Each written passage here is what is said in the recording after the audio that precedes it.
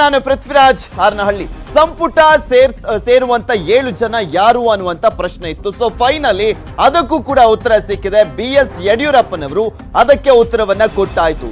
ಯಾರು 7 ಜನ ಸಂಪುಟಕ್ಕೆ ಸೇರ್ತಾ ಇರುವಂತ ಶಾಸಕರು ಅಂತ ಸ್ಪಷ್ಟಪಡಿಸಿದ್ದಾರೆ. ನನ್ನ ಹಿಂದೆ ನೀವು ಗಮನಿಸ್ತಾ ಇದ್ದೀರಾ, ಯಡಿಯೂರಪ್ಪನವರ ಸಂಪುಟವನ್ನ ಸೇರ್ತಾ ಇರುವಂತವ್ರು ಯಾರು ಅನ್ನೋದನ್ನ ನಿನ್ನೆ ಬ್ರೇಕ್ ಮಾಡಿದ್ವಿ. ಈ ಒಂದು ಸುದ್ದಿಯನ್ನ ಅದು ನಿಜ ಆಗಿದೆ. ಆ 7 ಸಚಿವರು ಯಾರಾಗ್ತಾ ಇರುವಂತವ್ರು ಅನ್ನೋದನ್ನ ತೋರಿಸ್ತಾ ಇದ್ವಿ. ಸಂಭಾವ್ಯ ಸಚಿವರು ಅದು ಫೈನಲ್ ಆಗಿದೆ. ನಿನ್ನೆಯೇ 7 ಜನ ಸಚಿವರ ಲಿಸ್ಟ್ ಅನ್ನ ಬಿತ್ತರಿಸಿತ್ತು ನ್ಯೂಸ್ 18. ನಿನ್ನೆ ನ್ಯೂಸ್ 18 ಹೇಳಿದಂತ ಹೆಸರು ಇವತ್ತು ಯಡಿಯೂರಪ್ಪನವರು ಅದನ್ನೇ ಹೇಳಿದ್ದಾರೆ. ಅದೇ ಫೈನಲ್ ಆಗಿರುವಂಥದ್ದು. ಅಂದ್ರೆ ನಮಗೆ ಗೊತ್ತಿತ್ತು ಯಾರು ಆಗ್ತಾರೆ ಅಂತ. ಸೊ ಯಡಿಯೂರಪ್ಪನವರಿಗೂ ಕೂಡ ಆ ಒಂದು ಲಿಸ್ಟ್ ನ ವಿಚಾರಕ್ಕೆ ಸಂಬಂಧಪಟ್ಟಂತೆ ಕೊನೆ ಕ್ಷಣದಲ್ಲಿ ಗೊಂದಲ ಇದ್ದಂತ ಹಿನ್ನೆಲೆಯಲ್ಲಿ ಘೋಷಣೆ ಮಾಡಿರಲಿಲ್ಲ. ಸೊ ಫೈನಲಿ ಅಧಿಕೃತವಾಗಿ ನಂತರ ಯಡಿಯೂರಪ್ಪನವರೇ ಈಗ ಘೋಷಣೆ ಮಾಡಿದ್ರು 7 ಜನ ಯಾರು ಅನ್ನುವಂಥದ್ದನ್ನ. ಉಮೇಶ್ ಕತ್ತಿ, ಮುರುಗೇಶ್ ನಿರಾಣಿ ಅವರು, CP ಯೋಗೀಶ್ವರ್ ಅವರು, ಅರವಿಂದ್ ಲಿಂಬಾವಳಿ ಅವರು, R ಶಂಕರ್, MTB ನಾಗರಾಜ್, ಹಾಗೆ S ಅಂಗಾರ, ಈ 7 ಜನ ಶಾಸಕರು ಈಗ ಸಚಿವರಾಗಿ ಪ್ರಮಾಣ ವಚನವನ್ನ ಸ್ವೀಕರಿಸಲಿದ್ದಾರೆ. ಈ 7 ಜನ ಶಾಸಕರು ಸಚಿವರಾಗಿ ಪ್ರಮಾಣ ವಚನವನ್ನ ಸ್ವೀಕರಿಸಲಿರುವಂಥದ್ದು. ಈ 7 ಜನರಲ್ಲಿ ವಿಧಾನ ಪರಿಷತ್ನ 3 ಸದಸ್ಯರಿದ್ದಾರೆ. ಇನ್ನ 4 ಜನ ವಿಧಾನಸಭೆ ಸದಸ್ಯರಿದ್ದಾರೆ. ನಿಮಗೆ ತೋರಿಸ್ತಾ ಇದ್ವಿ. MTB Nagaraj MLC, R Shankar MLC, CP Yogeshwar MLC, ಈ 3 ಜನ ವಿಧಾನ ಪರಿಷತ್ನ ಸದಸ್ಯರು. ಇವರು ಕೂಡ ಸಚಿವರಾಗಿ ಪ್ರಮಾಣ ವಚನವನ್ನ ಸ್ವೀಕರಿಸ್ತಾ ಇರುವಂತದ್ದು. ಇದರ ಜೊತೆಗೆ ಉಮೇಶ್ ಕತ್ತಿ ಅವರು 8 ಬಾರಿ ಶಾಸಕರಾಗಿರುವಂತವರು, ಹಿರಿಯರು, ಅವರಿಗೂ ಕೂಡ ಸಚಿವ ಸ್ಥಾನ ಸಿಕ್ಕಿದೆ. ಮುರುಗೇಶ್ ನಿರಾಣಿ ಅವರು ಶಾಸಕರು, ಬೀಳಗಿ ಕ್ಷೇತ್ರದವರು, ಅವ್ರಿಗೂ ಕೂಡ ಸಚಿವ ಸ್ಥಾನ ಸಿಕ್ಕಿದೆ. ಅರವಿಂದ್ ಲಿಂಬಾವಳಿ ಅವರು ಶಾಸಕರು, ಅವ್ರಿಗೂ ಕೂಡ ಸಚಿವ ಸ್ಥಾನ ಸಿಕ್ಕಿದೆ. S ಅಂಗಾರ ಅವ್ರಿಗೂ ಕೂಡ ಸಚಿವ ಸ್ಥಾನ ಸಿಕ್ಕಿದೆ. ಈ ರೀತಿಯಾಗಿ 7 ಜನರು ಸಂಪುಟವನ್ನ ಸೇರ್ತಾ ಇದ್ದಾರೆ. ನಾಗೇಶ್ ಅವರಿಗೆ ಕೊಡುವ ಮುಖಾಂತರ 1 ಸ್ಥಾನ ಖಾಲಿ ಉಳಿತಾ ಇದೆ. ರಾಜಭವನಕ್ಕೆ 7 ಜನ ಹೊಸ ಸಚಿವರನ್ನ ಪ್ರಮಾಣ ವಚನ ಸ್ವೀಕಾರ ಮಾಡೋದಕ್ಕೆ ಪಟ್ಟಿಯನ್ನು ಕಳಿಸ್ಕೊಡ್ಲಾಗಿದೆ. ಅವರ ಹೆಸರು ಮಾನ್ಯ ಉಮೇಶ್ ಕತ್ತಿಯವರು, ಅರವಿಂದ್ ನಿಂಬಾವಳಿಯವರು, MTB ನಾಗರಾಜ್ ಅವರು, ಮುರುಗೇಶ್ ನಿರಾಣಿಯವರು, R ಶಂಕರ್ ಅವರು, ಯೋಗೀಶ್ವರ್ ಅವರು, ಅಂಗಾರ ಅವರು. Umesh Katti, Arvind Limbavali, MTB Nagaraj, Murugesh Nirani, R Shankar, CP Yogeshwar, S ಅಂಗಾರ, 7 ಜನ ಇವತ್ತು ಮಧ್ಯಾಹ್ನ 3:30 ನಂತರ ರಾಜಭವನದಲ್ಲಿ ಪ್ರಮಾಣ ವಚನವನ್ನು ಸ್ವೀಕಾರ ಮಾಡ್ತಾರೆ. ಉಳಿದ ಸಂಗತಿಗಳನ್ನು ನಮ್ಮ ಕೇಂದ್ರದ ನಾಯಕರು ಬರ್ತಾ ಇದ್ದಾರೆ, ಅವ್ರ ಜೊತೆ ಸಮಾಲೋಚನೆ ಮಾಡಿ ಉಳಿದಂಥ ಸಂಗತಿಗಳ ಬಗ್ಗೆ ಚರ್ಚೆ ಮಾಡ್ತೇವೆ. ಒಂದು ಪೋಸ್ಟನ್ನ ವೇಕೆಂಟ್ ಇಟ್ಕೊಂಡಿದ್ದಾರೆ.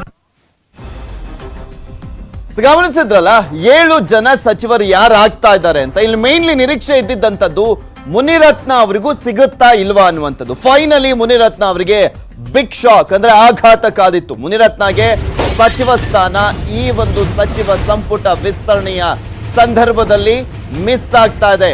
ಇನ್ನು ಒಂದ್ ಕಡೆ ಹಾಲಿ ಅಬಕಾರಿ ಸಚಿವ ನಾಗೇಶ್ಗೆ ಕೋಕ್ ಕೊಡ್ಲಾಗ್ತಾ ಇದೆ. ನಾಗೇಶ್ಗೆ ಕೋಕ್, ಮುನಿರತ್ನಗೂ ಕೂಡ ಮಿಸ್ ಆಗಿರುವಂತದ್ದು ಸಚಿವ ಸ್ಥಾನ. ಸಚಿವರ ಹೆಸರು ಘೋಷಣೆ ಮಾಡಿದ್ರು ಮುಖ್ಯಮಂತ್ರಿಗಳು, ಅದನ್ನ ನೀವು ಕೂಡ ಗಮನಿಸಿದ್ರಿ. ಸಚಿವರ ಪಟ್ಟಿಯಲ್ಲಿ ಇಲ್ಲ ಮುನಿರತ್ನ ಹೆಸರು. CM ಕೊಟ್ಟಂತ ಮಾತನ್ನ ತಪ್ಪಲ್ಲ ಅಂತ ಹೇಳಿದ್ರು ಮುನಿರತ್ನ ಅವರು. ಸೊ ಇನ್ನೂ ಕೂಡ ಅವಕಾಶ ಇದೆ ಆ ಒಂದು ವಿಚಾರಕ್ಕೆ ಸಂಬಂಧಪಟ್ಟಂತೆ ನೋಡೋದಾದ್ರೆ, ಮತ್ತೇನಾದ್ರೂ ಪುನರ್ರಚನೆ ಮಾಡೋದಾದ್ರೆ ಅವಾಗ ಏನಾದ್ರೂ ಚಾನ್ಸ್ ಕೊಡ್ತಾರಾ ಮುನಿರತ್ನ ಅವರಿಗೆ ಅನ್ನೋದನ್ನ ಕಾದ್ ನೋಡ್ಬೇಕು. ಹೈಕಮಾಂಡ್ ಆದೇಶದಂತೆ ಮುನಿರತ್ನಗೆ ಚಾನ್ಸ್ ಮಿಸ್ ಆಗಿದೆ.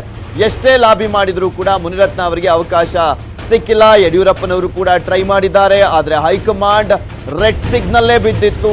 ಅದು ಚೇಂಜ್ ಆಗ್ಲೇ ಇಲ್ಲ ಗ್ರೀನ್ ಸಿಗ್ನಲ್ಗೆ. ಸೊ ಹೀಗಾಗಿ ಹೈಕಮಾಂಡ್ ನಿರ್ದೇಶನದಂತೆ ಯಡಿಯೂರಪ್ಪನವರು ಅಂದ್ರೆ ಮುನಿರತ್ನ ಅವರಿಗೆ ಇಲ್ಲಿ ಸಂಪುಟಕ್ಕೆ ಸೇರಿಸಿಕೊಳ್ಳಿಕ್ಕೆ ಆಗಿಲ್ಲ. ಇಲ್ಲಿ ಹೈಕಮಾಂಡ್ ನಿರ್ದೇಶನವನ್ನ ನೀಡಿತ್ತು, ಯಾವುದೇ ಕಾರಣಕ್ಕೂ ಕೂಡ ಮುನಿರತ್ನ ಅವರನ್ನ ಸಚಿವ ಸಂಪುಟಕ್ಕೆ ಸದ್ಯಕ್ಕೆ ಸೇರಿಸ್ಕೊಳ್ಬೇಡಿ ಅಂತ. ಸೊ ಆ ಒಂದು ನಿರ್ಧಾರದ ಮೇಲೆನೆ ಮುಖ್ಯಮಂತ್ರಿಗಳು ಮುನಿರತ್ನ ಅವರಿಗೆ ಸಚಿವ ಸ್ಥಾನವನ್ನ ಕೊಟ್ಟಿಲ್ಲ.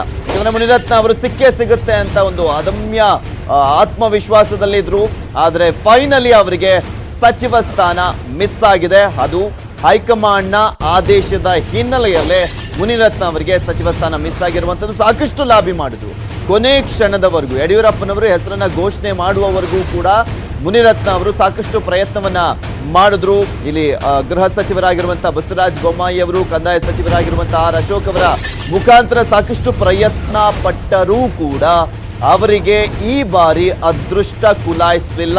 ಮುನಿರತ್ನ ಅವರಿಗೆ ಸಚಿವ ಸ್ಥಾನದಲ್ಲಿ, ಸಚಿವ ಸಂಪುಟದಲ್ಲಿ ಸ್ಥಾನ ಸಿಕ್ಕಿಲ್ಲ ಸದ್ಯಕ್ಕೆ. ಆರ್ ನಗರ ಚುನಾವಣೆ ವೇಳೆ ಸಿಎಂ ಭರವಸೆಯನ್ನ ಕೊಟ್ಟಿದ್ರು. ಮುನಿರತ್ನಗೆ 100ಕ್ಕೆ 100ರಷ್ಟು ಸಚಿವ ಸ್ಥಾನ ಅಂತ ಹೇಳಿದ್ರು. ಮುನಿರತ್ನ ಗೆದ್ದ ತಕ್ಷಣ ಮಿನಿಸ್ಟರ್ ಮಾಡ್ತೀವಿ ಅಂತ ಹೇಳಿದ್ರು ಅಂತ ಇಲ್ಲಿ ಮುನಿರತ್ನ ಅವರು ಹೇಳಿರುವಂಥದ್ದು. ಅದು ಹೌದು ಕೂಡ. ಯಡಿಯೂರಪ್ಪನವ್ರು ಅದನ್ನೇ ಹೇಳಿದ್ರು, ಗೆದ್ದ ತಕ್ಷಣ ಮಂತ್ರಿ ಮಾಡ್ಬಿಡ್ತೀವಿ ಮುನಿರತ್ನ ಅವರನ್ನ ಗೆಲ್ಲಿಸಿ, ಅತಿ ಹೆಚ್ಚು ಅಂತರದಿಂದ ಗೆಲ್ಲಿಸಿ ಅಂತ ಹೇಳಿದ್ರು ಯಡಿಯೂರಪ್ಪನವರು ಬಹಿರಂಗವಾಗಿ. ಎಲ್ಲ ಬಿಜೆಪಿ ನಾಯಕರು ಕೂಡ ಹೇಳಿದ್ರು. ಅಕ್ಟೋಬರ್ 31ರಂದು ಸುದ್ದಿಗೋಷ್ಠಿಯಲ್ಲೂ ಕೂಡ ಹೇಳಿದ್ರು ಮುಖ್ಯಮಂತ್ರಿಗಳು. ಆರ್ ನಗರ ಚುನಾವಣೆ ಗೆಲ್ಲಿಕ್ಕೆ ಭರವಸೆಯನ್ನ ನೀಡಿದ್ರು ಮುಖ್ಯಮಂತ್ರಿಗಳು. ಅಕ್ಟೋಬರ್ 31ರಂದು ಸಿಎಂ BSY ಏನ್ ಹೇಳಿದ್ರು ಅನ್ನೋದನ್ನ ನಿಮ್ಗೆ ತೋರಿಸ್ತೀವಿ ನೋಡಿ. ಜೊತೆ ಬಂದಿರತಕ್ಕಂಥ ಎಲ್ಲ ಶಾಸಕರಿಗೆ ಕೂಡ ಮಂತ್ರಿ ಸ್ಥಾನ ಕೊಟ್ಟಿದ್ರೆ ಗೆದ್ದಂದ್ರ ಮುನಿರತ್ನವರಿಗೆ ಮಂತ್ರಿ ಸ್ಥಾನ ಕೊಡ್ತಾರ ಇದು ಅಂತ ಚರ್ಚೆಗಳು. 100ಕ್ಕೆ 100 ಚುನಾವಣೆ ಗೆದ್ದ ತಕ್ಷಣ ಮಂತ್ರಿ ಮಾಡ್ತಾರೆ.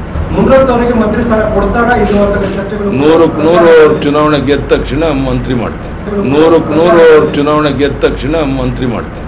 ಮುನಿರತ್ನವರಿಗೆ ಮಂತ್ರಿ ಸ್ಥಾನ ಕೊಡ್ತಾರ ಇದು ಅಂತ ಚರ್ಚೆಗಳು. 100ಕ್ಕೆ 100 ಚುನಾವಣೆ ಗೆದ್ದ ತಕ್ಷಣ ಮಂತ್ರಿ ಮಾಡ್ತಾರೆ. ಇಂದು ಸಂಜೆ 7 ಜನರಿಂದ ಪ್ರಮಾಣ ವಚನ ಸ್ವೀಕರಿಸಲಾಗ್ತದೆ. ಒಂದು ಸ್ಥಾನ ಹಾಗೆ ಉಳಿಸಿಕೊಳ್ಳಿಕ್ಕೆ ನಿರ್ಧಾರವನ್ನು ಮಾಡಲಾಗಿರುವಂಥದ್ದು.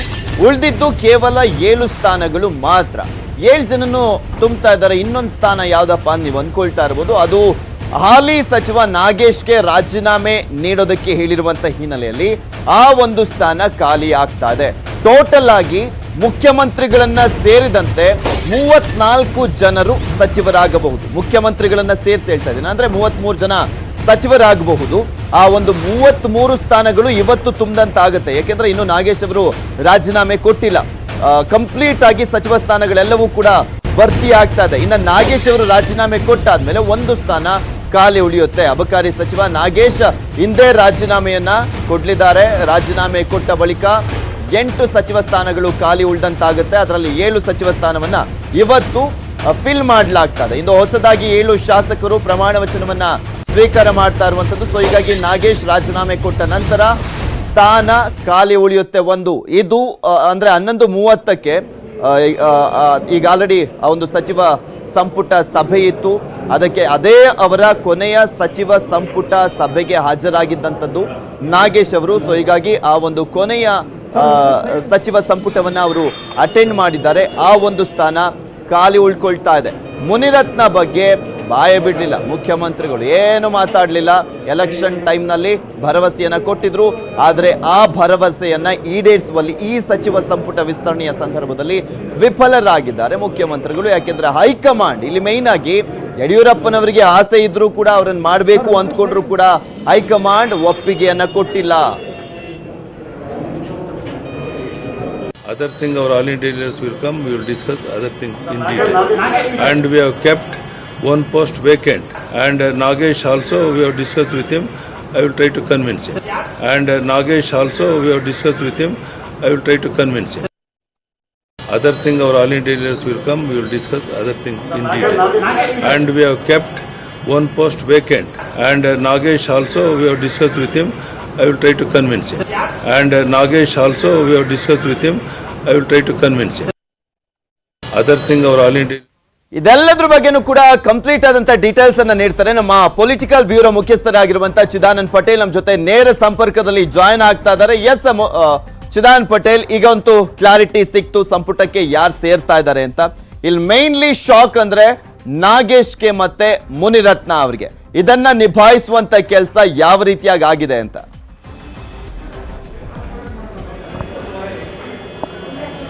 ಪೃಥ್ವಿರಾಜ್ ಹಾರನಹಳ್ಳಿ ಈಗಾಗಲೇ ಅಬಕಾರಿ ಸಚಿವ ನಾಗೇಶ್ ಅವರ ಮೇಲೆ ಅವರ ಇಲಾಖೆಯ ಹಿರಿಯ ಅಧಿಕಾರಿಯೊಬ್ಬರ ವರ್ಗಾವಣೆ ವಿಚಾರದಾಗಿ ಹೆಚ್ಚಿನ ಮೊತ್ತದ ಲಂಚವನ್ನು ಕೇಳಿದ ಪ್ರಕರಣ ಸಂಬಂಧಪಟ್ಟಾಗೆ ಆ ಅಧಿಕಾರಿಯ ಪುತ್ರಿ ಪ್ರಧಾನಮಂತ್ರಿಗಳ ಕಾರ್ಯಾಲಯಕ್ಕೆ ದೂರನ್ನು ಕೊಟ್ಟಿದ್ರು. ಆ ದೂರಿನ ಆಧಾರದ ಮೇಲೆ ಬಿಜೆಪಿ ಹೈಕಮಾಂಡ್ ಆ ಅಬಕಾರಿ ಸಚಿವ ನಾಗೇಶ್ ಅವರ ಕಾರ್ಯವೈಖರಿ ಬಗ್ಗೆ ಆಂತರಿಕ ಮತ್ತು ರಹಸ್ಯ ತನಿಖೆಯನ್ನು ನಡೆಸಿತು. ಆ ಒಂದು ಆಂತರಿಕ ತನಿಖೆಯಲ್ಲಿ ಅಬಕಾರಿ ಸಚಿವ ನಾಗೇಶ್ ಅವರು ಎಲ್ಲ ಒಂದು ಕಡೆ ಪರೋಕ್ಷವಾಗಿ ಅಧಿಕಾರಿಯ ಬಳಿ ದುಡ್ಡು ಕೇಳಿದ್ದಾರೆ ಎಂಬ ಆರೋಪ ಕೂಡ ಕೇಳಿ ಬಂದಿತ್ತು. ಜೊತೆಗೆ ಇಲಾಖೆಯಲ್ಲಿ ಭ್ರಷ್ಟಾಚಾರ ನಡೆಸಿದರೆ ಎಂಬ ಆರೋಪ ಕೂಡ ಕೇಳಿ ಬಂದಿತ್ತು.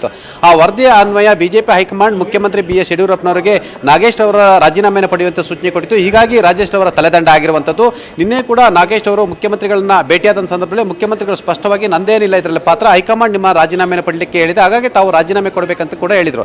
ಅಲ್ಲದೆ ಸಂಪುಟ ಪುನಾರಚನೆ ವೇಳೆ ಸಂದರ್ಭದಲ್ಲಿ ಅಂದರೆ ಇನ್ನು 3 ರಿಂದ 4 ತಿಂಗಳ ಅವಧಿಯಲ್ಲಿ ಸಂಪುಟ ಪುನಾರಚನೆ ಆಗುತ್ತೆ, ಆ ಸಂದರ್ಭದಲ್ಲಿ ತಮ್ಮನ್ನು ಮತ್ತೆ ತೆಗೆದುಕೊಳ್ತೀನಿ ಅಂತೇಳಿ ಒಂದಷ್ಟು ಸಮಾಧಾನ ಕೂಡ ಮಾಡಿದರು. ಇದೀಗ ಮುಖ್ಯಮಂತ್ರಿ BS ಯಡಿಯೂರಪ್ಪನವರು ಇದೀಗ ಬಹಿರಂಗ ಹೇಳಿಕೆಯನ್ನು ಕೂಡ ಕೊಟ್ಟಿರುವುದು ನಾಗೇಶ್ ಅವರಿಗೆ ರಾಜೀನಾಮೆಗೆ ಸೂಚಿಸಿದ್ದೇನೆ ಮತ್ತು ಅವರ ರಾಜೀನಾಮೆಗೆ ಅಲ್ಲದೆ ಅವ್ರನ್ನ ಮನವೊಲಿಕೆ ಪ್ರಯತ್ನವನ್ನು ಮಾಡ್ತೀನಿ ಅಂತ ಹೇಳಿದ್ರು. ಅಲ್ಲದೆ ಸಂಪುಟದ ಕೊನೆಯ ಸಚಿವ ಸಂಪುಟ ಸಭೆ ಆಗಿದ್ದರಿಂದ ನಾಗೇಶ್ ಅವರಿಗೆ ಇವತ್ತು ಸಚಿವ ಸಂಪುಟ ಸಭೆಯಲ್ಲಿ ಬೀಳ್ಕೊಡುಗೆ ಮಾಡಲಿದ್ದಾರೆ. ಆ ಸಂದರ್ಭದಲ್ಲಿ ಮುಖ್ಯಮಂತ್ರಿಗಳು ನಾಗೇಶ್ ಅವರಿಗೆ ಮತ್ತೆ ಪುನರಾಚನೆ ಸಂದರ್ಭದಲ್ಲಿ ಅವಕಾಶ ಕೊಡೋಣ ಮತ್ತು ನಿಮ್ಮ ಎಲ್ಲ ಕೆಲಸವನ್ನು ನಮ್ಮ ಸಚಿವರು ಮಾಡಿಕೊಡ್ತಾರೆ ಅಂತೇಳಿ ಅವರ ಮನವೊಲಿಕೆ ಪ್ರಯತ್ನವನ್ನು ಕೂಡ ಮಾಡ್ತಿದ್ದಾರೆ. ಮತ್ತೊಂದು ಕಡೆ ರಾಜರಾಜೇಶ್ವರಿ ನಗರ ಶಾಸಕ ಆಗಿರ್ತಕ್ಕಂಥ ಮುನಿರತ್ನವರ ಚುನಾವಣೆ ಸಂದರ್ಭದಲ್ಲಿ ಮುಖ್ಯಮಂತ್ರಿ BS ಯಡಿಯೂರಪ್ಪನವರು ಮುನಿರತ್ನವರು ಗೆಲ್ಲಿಸ್ಕೊಟ್ರೆ ಅವ್ರನ್ನ ಸಚಿವರನ್ನಾಗಿ ಮಾಡ್ತೀನಿ ಅಂತೇಳಿ ಮಾತನ್ನು ಕೊಟ್ಟಿದ್ರು. ಅನೇಕ ರ್ಯಾಲಿಗಳಲ್ಲಿ ಕೂಡ ಈ ಮಾತನ್ನು ಹೇಳಿದ್ರು. ಆದರೆ ಬಿಜೆಪಿ ಹೈಕಮಾಂಡ್ ಮುನಿರತ್ನವರ ಮೇಲೆ ಇರುವಂತಹ ಗಂಭೀರ ಆರೋಪ ಆಗಿರುವಂಥ ನಕಲಿ ವೋಟರ್ ID ಪ್ರಕರಣ ಹೈಕೋರ್ಟ್ನಲ್ಲಿ ವಿಚಾರಣೆ ಹಂತದಲ್ಲಿರುವಂಥದ್ದು. ಅಲ್ಲದೆ ಹೈಕೋರ್ಟ್ನಿಂದ IAS ಅಧಿಕಾರಿಯೊಬ್ಬರಿಂದ ನಕಲಿ ವೋಟರ್ ID ಪ್ರಕರಣ ಸಂಬಂಧಪಟ್ಟಾಗೆ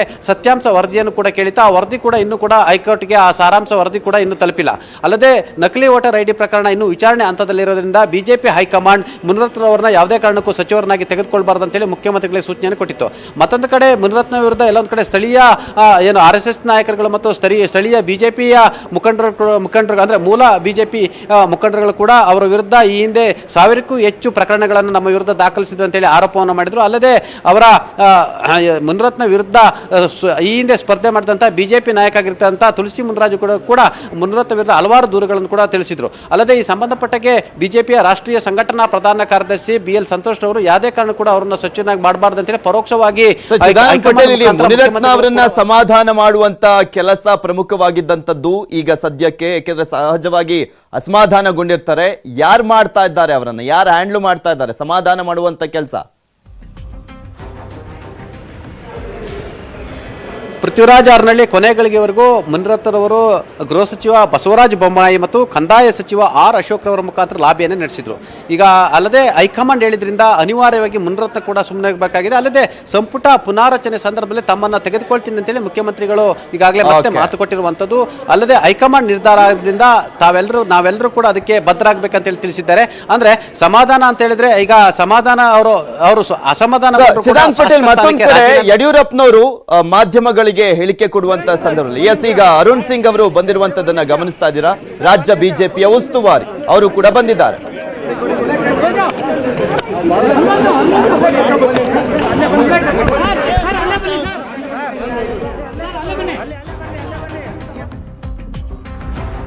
ರಾಜ್ಯ ಬಿಜೆಪಿ ಉಸ್ತುವಾರಿಯಾಗಿರುವಂತ ಅರುಣ್ ಸಿಂಗ್ ಅವರು ಆಗಮಿಸಿದ್ದಾರೆ. ಮತ್ತೇನಾದ್ರೂ ಕೊನೆ ಕ್ಷಣದ ಬದಲಾವಣೆ ಆಗುತ್ತಾ? ಅದೊಂದು ಕುತೂಹಲ ಇದೆ. ಕೊನೆ ಕ್ಷಣದಲ್ಲಿ ಇನ್ನೇನಾದ್ರೂ ಬದಲಾವಣೆ ಆಗಬಹುದಾ ಅನ್ನುವಂತ ವಿಚಾರಕ್ಕೆ ಸಂಬಂಧಪಟ್ಟಂತೆ BJP MP, BJP MLA, BJP कार्यकर्ता, our first commitment is to serve the society, to see the welfare of the society. We work for that. Number one, that is our commitment. The second commitment is that we have to take care of our Karkarta also, and we also see that the Karnataka, the progress and development in the Karnataka, that is our priority. That is 3 commitments are there of the party. This is what I say. Our commitment. There are 3 commitments of our party, of our Karkarta, of our MP, of our government also. First, the welfare of the society of the Karnataka. Number 1. To see the upliftment of the poor and also to ensure the progress and development of the Karnataka. and to also look after our Karyakarta. That is 3 our commitment. This is, I said, this is our top priority commitment. I can only tell you, हमारे party में बहुत सारे विधायक ऐसे हैं, lot of MLAs are there. They are equally competent to become the minister, but because of the limitation of seat, because the limitation of the ministerial work, they are not able to accommodate. But they serve for the people. Our promise and our commitment for 3 things that I told you.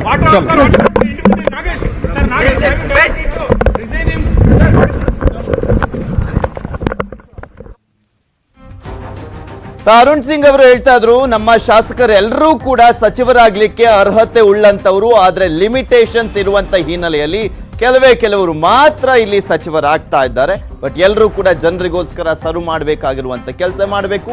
So ಅದನ್ನ ಮಾಡ್ತೀವಿ. 3 commitment ಯಾವುದು ಅಂತ ಹೇಳ್ತಾ ಇದ್ದೆ, ಅದೇ ನಮ್ಮ 3 commitment BJP ಪಕ್ಷದ್ದು ಅಂತ ಅರುಣ್ ಸಿಂಗ್ ಅವರು ರಾಜ್ಯ ಬಿಜೆಪಿಯ ಉಸ್ತುವಾರಿ ಸ್ಪಷ್ಟಪಡಿಸಿದ್ರು. ಇನ್ಯಾವುದಕ್ಕೂ ಕೂಡ ಅವರು ಉತ್ತರ ಕೊಡ್ಲಿಲ್ಲ. ಯಾವುದಕ್ಕೂ ಕೂಡ ಅವರು ಅಂದ್ರೆ ಮುನಿರತ್ನ ವಿಚಾರನೆ ಆಗ್ಲಿ, ಮತ್ತೆ ಪುನರ್ರಚನೆ ವಿಚಾರ ಆಗ್ಲಿ, ನಾಗೇಶ್ ವಿಚಾರ ಆಗ್ಲಿ, ಇದ್ಯಾವುದಕ್ಕೂ ಕೂಡ ನೋ ಆನ್ಸರ್. ಯಾವ ನಾಯಕನಿಗೂ ಕೂಡ ಕೃತಜ್ಞತೆ ಇಲ್ಲ. ಆ ಸಿದ್ದರಾಮಯ್ಯ ಕರೆದುಕೊಂಡು ಬಂದ್ವಿ, ಅವರು ಕೂಡ ಹೇಳಿಲ್ಲ. ಯಡಿಯೂರಪ್ಪಗೆ ತ್ಯಾಗ ಮಾಡಿದ್ವಿ, ಅವರು ಕೂಡ ಹೇಳಿಲ್ಲ. ಯಡಿಯೂರಪ್ಪ ತಮ್ಮ ನಾಲಿಗೆ ಕಳೆದುಕೊಂಡಿದ್ದಾರೆ, ತಾವು ಕೊಟ್ಟಿದ್ದಂತ ಮಾತು ಕಳೆದುಕೊಂಡಿದ್ದಾರೆ. 17 ಜನರ ಭಿಕ್ಷೆಯಲ್ಲಿ ಸರ್ಕಾರ ಇದೆ ಅಂತ ವಿಶ್ವನಾಥ್ ಅವರು ಹೇಳಿದ್ದಾರೆ. ಕೊಟ್ಟ ಮಾತು ಉಳಿಸಿಕೊಂಡಿಲ್ಲ ಅಂತ ಗರಂ ಆಗಿದ್ದಾರೆ. ಸಿದ್ದಲಿಂಗೇಶ್ವರ ನಿಮಗೆ ಒಳ್ಳೆದನ್ನ ಮಾಡಲ್ಲ, ನಿಮ್ಮನ್ನ ಸಿದ್ದಲಿಂಗೇಶ್ವರ ಕ್ಷಮಿಸಲ್ಲ ಅಂತ ವಿಶ್ವನಾಥ್ ಅವರು ಹೇಳಿದ್ದಾರೆ.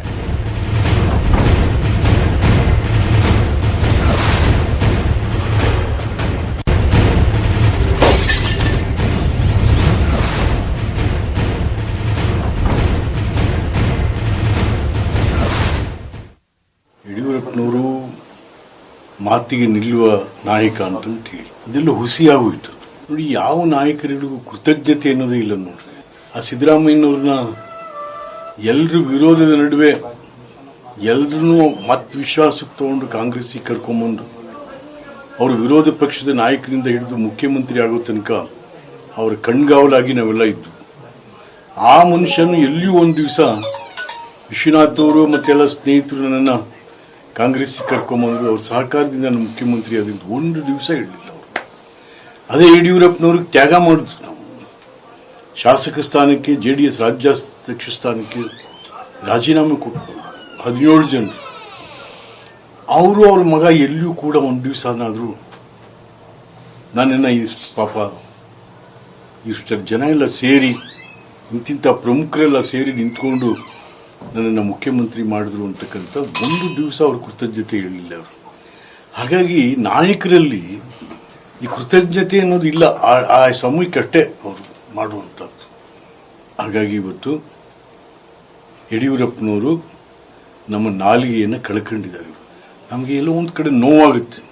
ಇದನ್ನ ನೀವು ಜ್ಞಾಪಕ ಮಾಡ್ಕೊಳ್ದೆ ಹೋದರೆ ನಿಮಗೆ ಸಿದ್ದಲಿಂಗೇಶ್ವರನು ಕೂಡ ನಿಮಗೆ ಒಳ್ಳೇದು ಮಾಡೋದಿಲ್ಲ. ಯಡಿಯೂರಪ್ಪನವರು ಯಡಿಯೂರಪ್ಪ ಮನೆಯಲ್ಲಿ ಕುಟುಂಬ ರಾಜಕಾರಣ, ಯೋಗೇಶ್ವರ್ ಮಂತ್ರಿ ಆಗೋಕೆ ವಿಜೇಂದ್ರ ಕಾರಣ, BSY ಪ್ರತಿಷ್ಠೆ ಡೆಮಾಲಿಶ್ ಆಗ್ಲಿಕ್ಕೆ ವಿಜೇಂದ್ರ ಕಾರಣ. ಮೈಸೂರಿನಲ್ಲಿ ವಿಶ್ವನಾಥ್ ಅವರು ಗಂಭೀರವಾದಂತ ಆರೋಪವನ್ನು ಮಾಡ್ತಾ ಇದ್ದಾರೆ. ಇಡೀ ವಿಧಾನಸೌಧದಲ್ಲಿ ಅಣ್ಣ ತಮ್ಮಂದಿರೇ ಕುಳಿತಿದ್ದಾರೆ, ಯಡಿಯೂರಪ್ಪ ಸಂಪಾದಿಸಿದಂತ ಹೆಸರು ಹಾಳಾಗ್ತಾ ಇದೆ ಅಂತ ಕೂಡ ವಾಗ್ದಾಳಿಯನ್ನ ಮಾಡಿದ್ರು. ವಿಜೇಂದ್ರ ವಿರುದ್ಧ ಕೂಡ ವಾಗ್ದಾಳಿಯನ್ನ ಮಾಡಿದ್ದಾರೆ.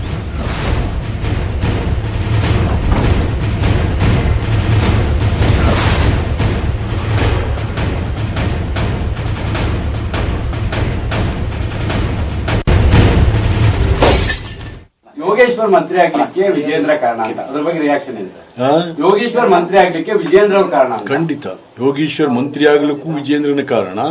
ಯಡಿಯೂರಪ್ಪನವರಿರತಕ್ಕಂಥ ಒಂದು ವಚನಗಳು, ಒಂದು ವ್ಯಕ್ತಿತ್ವ, ಅವೆಲ್ಲ ಡಿಮಾಲಿಶ್ ಆಗ್ತಾ ಇರೋದಕ್ಕೂ ಅವರೇ ಕಾರಣ. ಇವತ್ತು ಇಡೀ ವಿಧಾನಸಭೆಯಲ್ಲಿ ಯಾರಿದ್ದಾರೆ? ಬಿಜೆಪಿ ಕಾರ್ಯಕರ್ತರಿದ್ದಾರಾ? ಆಡಳಿತ ಪಕ್ಷದ ಬಿಜೆಪಿ ಕಾರ್ಯಕರ್ತರಿದ್ದಾರೆ. ಯಾವುದೇ ಮುಖ್ಯಮಂತ್ರಿ ಮಂತ್ರಿ ಕಚೇರಿ ಇರ್ತಕ್ಕಂಥ ಅವ್ರ ಅಣ್ತಮ್ಮಗಳು, ಬಾಮಕ್ಕಳು, ಅಳಿಯಂದಿರು, ಅವ್ರ ಜನಾಂಗದವ್ರು ಕೂತವ್ರು ಎಲ್ಲಾದ್ರೂ ಯಾವ ಬಿಜೆಪಿ ಕಾರ್ಯಕರ್ತರು ಯಾವ ಮಂತ್ರಿ ಕಚೇರಿಯಲ್ಲಿ ಕೂತಿ ಅಲ್ಲ ಯಡಿಯೂರಪ್ಪ ಅವರಿಗೆ ಮುಳುವಾಗುತ್ತಾ ಅಂತ ಮುಂದಿನ ದಿನಗಳಲ್ಲಿ ಈಗಾಗಲೇ ಯಡಿಯೂರಪ್ಪನವರು ಇಷ್ಟು ದಿವಸ ಸಂಪಾದಿಸಿದಂತ ಒಂದು ಹೆಸರು ಪೂರ ಡಿಮಾಲಿಶ್ ಆಗ್ತಾ ಇದೆ. ಕಾರಣ ಯಾರು ಇರ್ಬೋದು, ಮನೆಯವರಿಂದನೇ ಸ್ಟಾರ್ಟ್ ಆಗಿದೆ ಇವೆಲ್ಲ. ಯೋಗೇಶ್ವರ್ ಮಂತ್ರಿ ಆಗಿ ಎಲ್ಲದಕ್ಕೂ ಕೂಡ ಸುಮ್ಮನೆ ಹೈಕಮಾಂಡ್ ಹೆಸರು ಬಳಸಬೇಡಿ, ಕರ್ನಾಟಕಕ್ಕೆ ಯಡಿಯೂರಪ್ಪರೇ ಹೈಕಮಾಂಡ್, ಯೋಗೇಶ್ವರ್ದು ಬ್ಲಾಕ್ ಮೇಲ್ ತಂತ್ರ ಅಂತ ವಿಶ್ವನಾಥ್ ಹೇಳಿದ್ದಾರೆ. ಯೋಗೇಶ್ವರ್ ಬ್ಲಾಕ್ ಮೇಲ್ ಹೊರ ಬರುತ್ತೆ, ಸಚಿವರಾಗೋಕೆ ಬ್ಯಾಗ್ ಹಿಡಿದುಕೊಳ್ಳೋದೆ ಮಾನದಂಡನಾ ಅಂತ ಪ್ರಶ್ನೆ ಮಾಡಿದ್ದಾರೆ. ನಾವು ಮನುಷ್ಯರು, ನಮಗೂ ಕೂಡ ಹೃದಯ ಇದೆ ಅಂತ ವಿಶ್ವನಾಥ್ ವಾಗ್ದಾಳಿಯನ್ನು ಮಾಡಿದ್ದಾರೆ.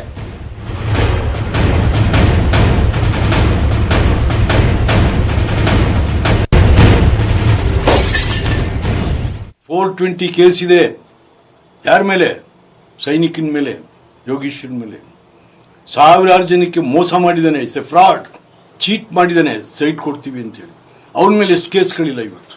ಏನು ದುಂಬಾಲು ಬಿದ್ದು ಮಾಡ್ತಾ ಇದ್ದೀರಲ್ಲ ಅವನು, ಏನು ಎನಿ ಬ್ಲ್ಯಾಕ್ ಮೇಲ್, ಎಲ್ಲಾದ್ರೂ ಸಿಕ್ಕಾಕೊಂಡ್ಬಿಟ್ಟಿದ್ದೀರ ನೀವು ಅವನ ಕೈಗೆ? ಯೋಗೀಶ್ವರ್ಗೆ ಅವನೇನು ರಾಜೀನಾಮೆ ಕೊಟ್ಟವನಲ್ಲ. ನಾವೆಲ್ಲ ತಿರುಗಾಡುವಾಗ ನಮ್ಮ ಬ್ಯಾಗ್ ಹಿಡ್ಕೊಂಡು ತಿರುಗ್ತಾ ಇದ್ದವನು. ಪಕ್ಷ ವಿರೋಧಿ ಚಟುವಟಿಕೆ.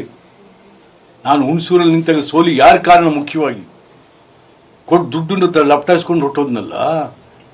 ಆಗ ನಮ್ಮ ಸೋಲಿಸಿದವ್ರನ್ನ ಮಂತ್ರಿ ಮಾಡ್ಬೇಕಾ ನೀವು? 420 ಕೇಸ್ ಇದೆ. ಯಾರ ಮೇಲೆ? ಸೈನಿಕನ ಮೇಲೆ, ಯೋಗೀಶ್ವರ್ ಮೇಲೆ. ಸಂಪುಟ ವಿಸ್ತರಣೆ ಬಗ್ಗೆ ವಿಶ್ವನಾಥ್ ಆಕ್ರೋಶವನ್ನ ಹೊರಹಾಕಿದ್ದಾರೆ. ಸಿಎಂ ವಿರುದ್ಧ ಸಿಡಿದೆದ್ದಿದೆ ಹಳ್ಳಿ ಹಕ್ಕಿ, ನೀವು ಎಂತ ಸರ್ಕಾರ ಮಾಡಿದ್ದೀರಿ ಅಂತ ಪ್ರಶ್ನೆಯನ್ನ ಮಾಡಿದ್ದಾರೆ. ಸಂಪುಟದಲ್ಲಿದ್ದಾರೆ ಒಟ್ಟು 33 ಜನ ಸಚಿವರು. ವೀರಶೈವರಿಗೆ 13, ಒಕ್ಕಲಿಗರಿಗೆ 11. ವೀರಶೈವರಿಗೆ 13, ಒಕ್ಕಲಿಗರಿಗೆ 11, ಕುರುಬರಿಗೆ 4. ಇದೇನಾ ನಿಮ್ಮ ಸಾಮಾಜಿಕ ನ್ಯಾಯ ಅಂತ ಆಕ್ರೋಶವನ್ನ ವ್ಯಕ್ತಪಡಿಸಿದ್ದಾರೆ. ಬಟ್ ಇವತ್ತಿನ ದಿವಸ ಯಾವ ರೀತಿ ಇದೆ ನಿಮ್ಮ ಮಂತ್ರಿ ಮಂಡಲ? ನೀವು ಮಾಡಿರುವಂಥದ್ದು 33 ಜನ ಮಂತ್ರಿಗಳಲ್ಲಿ 13 ಜನ ವೀರಶೈವ ಲಿಂಗಾಯತರ. ಎಷ್ಟು? 43-44% ಆಯ್ತು. 11 ಜನ ಒಕ್ಕಲಿಗರು ಎಷ್ಟಾಯ್ತು? 37% ಆಯ್ತು. 4 ಜನ ಕುರುಬರು, ಹೌದು 4 ಜನ ಕುರುಬರು ರಾಜೀನಾಮೆ ಕೊಟ್ಟಿದ್ರು. ಹೇಗೆ ಇದು? ಯಾವ ರೀತಿ ಇದು? ಬಟ್ ಇವತ್ತಿನ ದಿವಸ ಯಾವ ರೀತಿ ಇದೆ ನಿಮ್ಮ ಮಂತ್ರಿ ಮಂಡಲ? ನೀವು ಮಾಡಿರುವಂಥದ್ದು 33 ಜನ ಮಂತ್ರಿಗಳಲ್ಲಿ 13 ಜನ ವೀರಶೈವ ಲಿಂಗಾಯತರ. ಎಷ್ಟು? 43-44% ಆಯ್ತು. ಇನ್ನು ನಾಗೇಶ್ ಮುನಿರತ್ನ ಪರ ವಿಶ್ವನಾಥ್ ಬ್ಯಾಟಿಂಗ್ ಆಡಿದ್ದಾರೆ. ಮುನಿರತ್ನಗೆ ಸಚಿವ ಸ್ಥಾನ ಯಾಕೆ ನೀಡಿಲ್ಲ ಅಂತ ಪ್ರಶ್ನೆಯನ್ನ ಮಾಡಿದ್ದಾರೆ. ನಾಗೇಶ್ ಪಟ್ಟಿ ಕಸಿದುಕೊಳ್ತಿರೋದಕ್ಕೂ ಆಕ್ರೋಶವನ್ನ ವ್ಯಕ್ತಪಡಿಸಿದ್ದಾರೆ. ಅಂದ್ರೆ ನಾಗೇಶ್ ಅವರ ಪಟ್ಟವನ್ನ ಕಸಿದುಕೊಳ್ತಿರೋದಕ್ಕೂ ಕೂಡ ಆಕ್ರೋಶವನ್ನ ಹೊರಹಾಕ್ತಾ ಇರುವಂತದ್ದು. ಯಾಕೆಂದ್ರೆ ನಾಗೇಶ್ ಅವರಿಗೆ ಈಗ ಸಚಿವ ಸ್ಥಾನದಿಂದ ಕೋಕ್ ನೀಡಲಾಗಿದೆ. ಮುಖ್ಯಮಂತ್ರಿಗಳೇ ಸ್ಪಷ್ಟಪಡಿಸಿದ್ದಾರೆ. ನಾಗೇಶ್ರನ್ನ ಯಾಕೆ ತೆಗಿಬೇಕು, ಮುನಿರತ್ನ ಬದಲು ಯೋಗೇಶ್ವರ್ಗೆ ಯಾಕೆ ಕೊಟ್ಟಿದ್ದು, ಆ ಸೈನಿಕನ ಮೇಲೆ 420 ಕೇಸ್ ಇದೆ ಅಂತ ಕೂಡ ವಾಗ್ದಾಳಿಯನ್ನು ಮಾಡಿದ್ದಾರೆ ವಿಶ್ವನಾಥ್.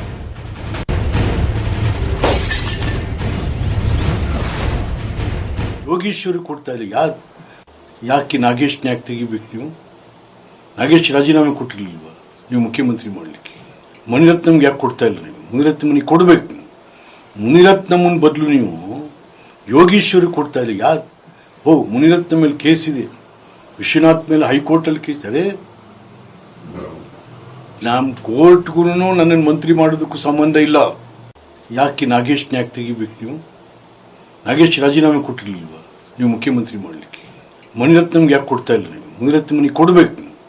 ಮುನಿರತ್ನಮ್ಮನ ಬದಲು ಕ್ಯಾಬಿನೆಟ್ ಸಭೆ ಮುಕ್ತಾಯವಾಗಿದೆ. ಕಾನೂನು ಮತ್ತು ಸಂಸದೀಯ ಸಚಿವರಾಗಿರುವಂತಹ ಮಾಧುಸ್ವಾಮಿ ಅವರು ಮಾತನಾಡ್ತಿದ್ದಾರೆ, ನೋಡೋಣ.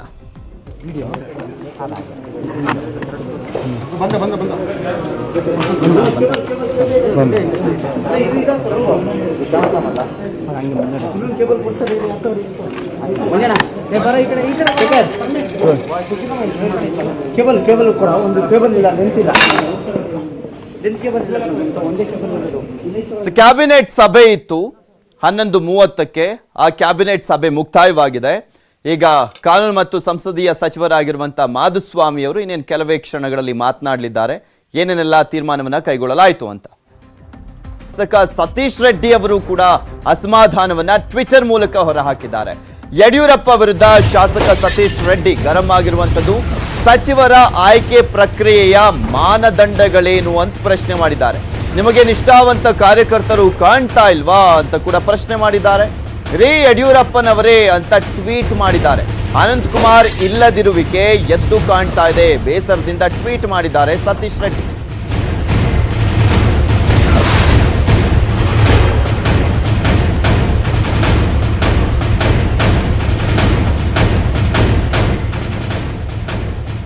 ಸತೀಶ್ ರೆಡ್ಡಿ ಅವರು ಬೊಮ್ಮನಹಳ್ಳಿಯ ಶಾಸಕ ಟ್ವೀಟ್ ಮಾಡಿರುವಂತದ್ದನ್ನ ನಿಮಗೆ ತೋರಿಸ್ತಾ ಇದೀವಿ. ಗರಂ ಆಗಿ ಟ್ವೀಟ್ ಮಾಡಿದ್ದಾರೆ. ರೇ ಯಡಿಯೂರಪ್ಪನವರೇ, ಮಂತ್ರಿ ಮಂಡಲ ವಿಸ್ತರಣೆಯಲ್ಲಿ ಸಚಿವರ ಆಯ್ಕೆ ಪ್ರಕ್ರಿಯೆಯ ಮಾನದಂಡಗಳೇನು? ನಿಮಗೆ ನಮ್ಮ ರಾಜ್ಯ ಮತ್ತು ರಾಷ್ಟ್ರದ ನಾಯಕರುಗಳಿಗೆ ನಿಷ್ಠಾವಂತ ಯುವ ಕಾರ್ಯಕರ್ತರು ಕಾಣ್ತಾ ಇಲ್ವಾ? ನಮ್ಮ ಕಷ್ಟ ನಷ್ಟಗಳನ್ನ ಆಲಿಸ್ತಾ ಇದ್ದಂತ ಅನಂತ್ ಕುಮಾರ್ ಅವರ ಒಂದು ಇಲ್ಲದಿರುವಿಕೆ ಎದ್ದು ಕಾಣಿಸ್ತಾ ಇದೆ ನಮಗೆ ಅಂತ ಟ್ವೀಟ್ ಮಾಡಿದ್ದಾರೆ ಸತೀಶ್ ರೆಡ್ಡಿ, ಬೊಮ್ಮನಹಳ್ಳಿ ಶಾಸಕ. ಒಬ್ಬೊಬ್ಬರ ಅಸಮಾಧಾನ ಸ್ಫೋಟ ಆಗ್ತಾ ಇದೆ. ಬರೀ ಸತೀಶ್ ರೆಡ್ಡಿ ಮಾತ್ರ ಅಲ್ಲ, ಮತ್ತೊಂದ್ ಕಡೆ ವಲಸಿಗ ವಿಶ್ವನಾಥ್ ಅವರು ಕೂಡ ತಮ್ಮ ಅಸಮಾಧಾನವನ್ನ ಹೊರಹಾಕಿರುವಂತದ್ದು. ಇನ್ನೊಂದ್ ಕಡೆ ರೇಣುಕಾಚಾರ್ಯ ಅವರು ಕೂಡ ಅಸಮಾಧಾನವನ್ನ ಹೊರಹಾಕ್ತಾ ಇದ್ದಾರೆ.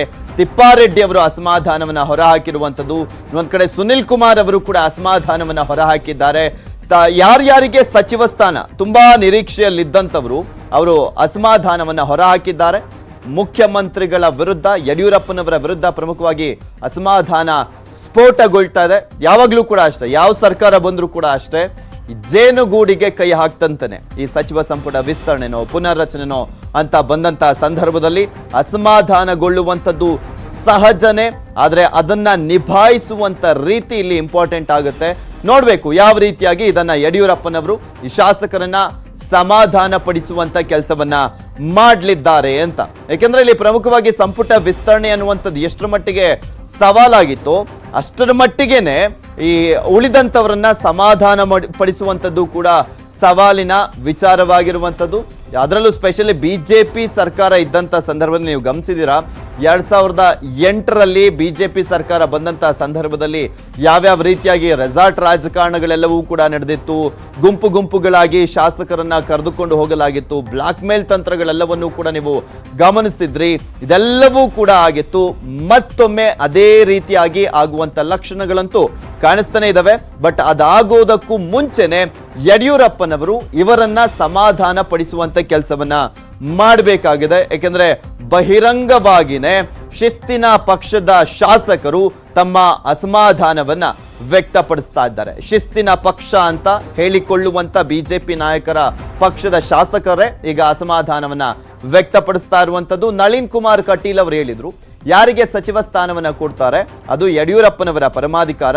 ಆದ್ರೆ ಅವ್ರು ಯಾರಿಗೇ ಕೊಟ್ಟರು ಕೂಡ ನಮ್ಮ ಶಾಸಕರು ಯಾರು ಕೂಡ ಬಹಿರಂಗವಾಗಿ ಆಗಿರ್ಬೋದು ಅಥವಾ ಇನ್ಯಾವುದೇ ರೀತಿಯಾದಂತ ಅಸಮಾಧಾನ ಇರೋದಿಲ್ಲ ಅಂತ ಹೇಳಿದ್ರು. ಸೊ ಒಂದ್ ಕಡೆ ಸತೀಶ್ ರೆಡ್ಡಿ ಅವರ ಅಸಮಾಧಾನವನ್ನು ನೋಡ್ತಾ ಇದ್ರಿ. ಇನ್ನೊಂದ್ ಕಡೆ ಸಚಿವ ಸ್ಥಾನ ಸಿಗದಿದ್ದಕ್ಕೆ ಸುನಿಲ್ ಕುಮಾರ್ ಅವರು ಕೂಡ ಟ್ವೀಟ್ ಅನ್ನ ಮಾಡಿದ್ದಾರೆ. ಪಕ್ಷ ನಿಷ್ಠೆ, ಕ್ಷೇತ್ರದ ಅಭಿವೃದ್ಧಿ ನನ್ನ ಅಜೆಂಡಾ, ಹಿಂದುತ್ವ ನನ್ನ ಅಜೆಂಡಾ, ಅನ್ಯ ಮಾರ್ಗ ತಿಳಿದಿಲ್ಲ ನನಗೆ ಅಂತ ಸುನಿಲ್ ಕುಮಾರ್ ಅವರು ಕೂಡ ಸಚಿವ ಸ್ಥಾನ ಸಿಗದಿರುವಂತ ಹಿನ್ನೆಲೆಯಲ್ಲಿ ಅಸಮಾಧಾನವನ್ನ ಹೊರಹಾಕಿದ್ದಾರೆ. ಜಾತಿ ರಾಜಕೀಯದ ವೈಭವೀಕರಣ ಅರಿತಿಲ್ಲ ನಾನು, ಸ್ಥಾನಮಾನಕ್ಕೆ ಬ್ಲಾಕ್ ಮೇಲ್ ಮಾಡಿದವನಲ್ಲ, ಮುಂದೆಯೂ ಕೂಡ ಈ ಮಾರ್ಗವನ್ನ ಹಿಡಿಯೋದಿಲ್ಲ ಅಂತ ಸುನಿಲ್ ಕುಮಾರ್ ಅವರು ಈ ರೀತಿಯಾಗಿ ಪರೋಕ್ಷವಾಗಿ ಅಸಮಾಧಾನವನ್ನು ವ್ಯಕ್ತಪಡಿಸಿದ್ದಾರೆ. ಜಾತಿ ರಾಜಕೀಯದ ವೈಭವೀಕರಣ ಅರಿತಿಲ್ಲ, ಸ್ಥಾನಮಾನಕ್ಕೆ ಬ್ಲಾಕ್ ಮೇಲ್ ಮಾಡೋದಿಲ್ಲ ಅಂತ ಅವರು ಇಲ್ಲಿ ಟ್ವೀಟ್ ಮಾಡುವ ಮುಖಾಂತರ ನನಗೆ ಸಚಿವ ಸ್ಥಾನ ಸಿಕ್ಕಿಲ್ಲ ಅನ್ನೋದ್ರ ಬಗ್ಗೆ ಬೇಸರವನ್ನ ವ್ಯಕ್ತಪಡಿಸಿದ್ದಾರೆ. ಪಕ್ಷ ನಿಷ್ಠೆ, ಕ್ಷೇತ್ರದ ಅಭಿವೃದ್ಧಿ, ಹಿಂದುತ್ವ ನನ್ನ ಅಜೆಂಡಾ, ನನಗೆ ಅನ್ಯ ಮಾರ್ಗ ಅಂತೂ ತಿಳಿದಿಲ್ಲ, ಜಾತಿ ರಾಜಕೀಯದ ವೈಭವೀಕರಣ ಅರಿತಿಲ್ಲ, ಸ್ಥಾನಮಾನಕ್ಕೆ ಬ್ಲಾಕ್ ಮೇಲ್ ಮಾಡಿದವನಲ್ಲ, ಮುಂದೆಯೂ ಕೂಡ ಈ ಮಾರ್ಗವನ್ನ ಹಿಡಿಯೋದಿಲ್ಲ ಅಂತ ಟ್ವೀಟ್ ಅನ್ನು ಮಾಡಿದ್ದಾರೆ ಕಾರ್ಕಳದ ಶಾಸಕ ಸುನಿಲ್ ಕುಮಾರ್.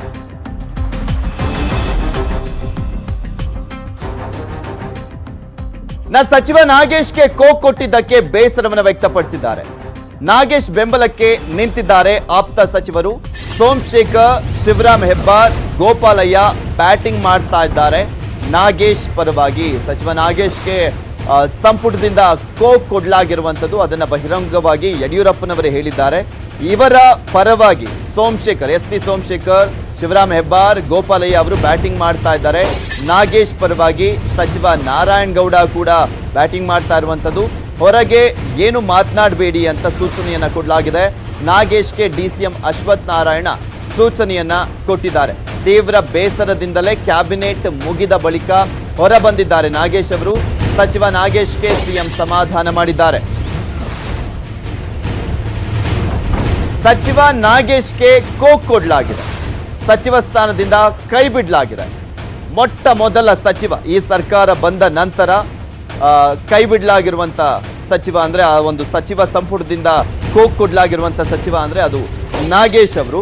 ಆ ಸಚಿವರನ್ನ ಸಮಾಧಾನ ಪಡಿಸಿದ್ದಾರೆ ಮುಖ್ಯಮಂತ್ರಿಗಳಂತೆ. ಇನ್ನ ಡಿಸಿಎಂ ಅಶ್ವಥ್ ನಾರಾಯಣ ಅವರು ಹೊರಗಡೆ ಏನು ಮಾತನಾಡಬೇಡಿ ಅಂತಲೂ ಕೂಡ ಸೂಚನೆಯನ್ನ ಕೊಟ್ಟಿದ್ದಾರಂತೆ. ಇನ್ನ ನಾಗೇಶ್ ಅವರ ಪರವಾಗಿ ಶಿವರಾಮ್ ಹೆಬ್ಬಾರ್ ಅವರು, ಎಸ್ ಟಿ ಸೋಮಶೇಖರ್ ಅವರು, ನಾರಾಯಣಗೌಡ, ಗೋಪಾಲಯ್ಯ ಇವರೆಲ್ಲರೂ ಕೂಡ ಬ್ಯಾಟಿಂಗ್ ಅನ್ನ ಮಾಡಿದ್ರಂತೆ. ಆದರೂ ಕೂಡ ಅದೇನು ವರ್ಕೌಟ್ ಆದಂತೆ ಕಾಣಿಸ್ತಾ ಇಲ್ಲ.